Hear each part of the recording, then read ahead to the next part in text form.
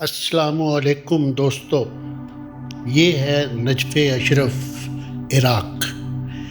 خاک میں جنت، روشنی میں علم اور ہواؤں میں ولایت کی خوشبو لیے ہوئے، جہاں ہر زائر صرف دیکھتا ہی نہیں محسوس کرتا ہے۔ نجف اشرف عراق کا وہ مقدس شہر ہے جہاں امیر المومنین علی ابن ابی طالب علیہ السلام آرام فرمائے ہیں۔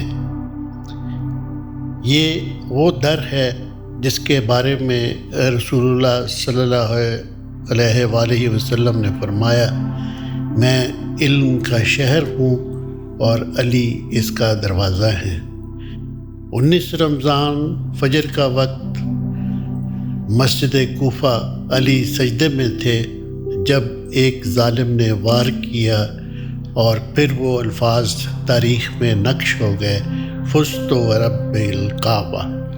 رات کی تاریکی میں امام حسن اور امام حسین علیہ السلام نے اپنے بابا کو دفن کیا۔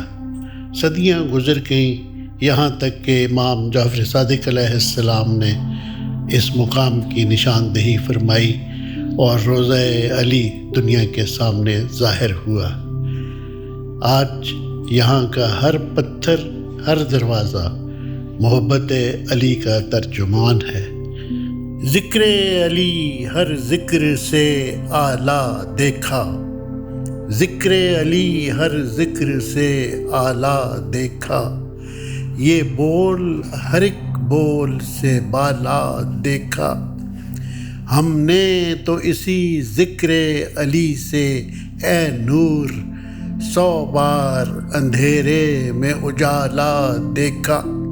سنہری گنبد، آئینہ کاری، منقش در و دیوار اور زائرین جو اشکوں میں بھیگے دعاؤں میں مصروف ہوتے ہیں، یہ صرف زیارت نہیں، یہ قرب کا وہ لمحہ ہوتا ہے جہاں دنیا خاموش ہو جاتی ہے اور صرف دل بولتا ہے یا علی یا علی یا علی۔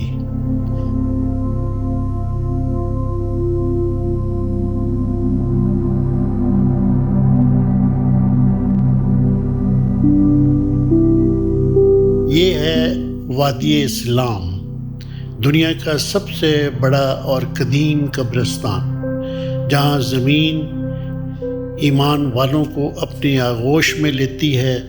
یہ وہ جگہ ہے جہاں انبیاء جیسے حضرت ہود اور حضرت صالح آرام فرما ہیں۔ یہ وہ جگہ ہے جہاں امام جعفر صادق علیہ السلام نے فرمایا، یہ جنت کے میدانوں میں سے ایک میدان ہے۔ ہر قبر ایک داستان ہے، کسی کی دعا، کسی کا وصال، کسی کی تنہائی۔ یہاں آ کر محسوس ہوتا ہے کہ موت انجام نہیں بلکہ نئی شروعات ہے۔ زائرین یہاں قرآن پڑھتے ہیں، دعائیں کرتے ہیں اور دل کہتا ہے یا علی ہمیں بھی ایسی منزل نصیب ہو۔ نجف اشرف جہاں علی ہیں اور جہاں محبت، علم اور نور ہر لمحے جاری و ساری ہے۔ اگر آپ کو یہ روحانی سفر پسند آیا ہو تو قاسمی کرونیکلز کو سبسکرائب کریں، لائک کریں اور شیئر ضرور کریں۔ اللہ حافظ و ناصر۔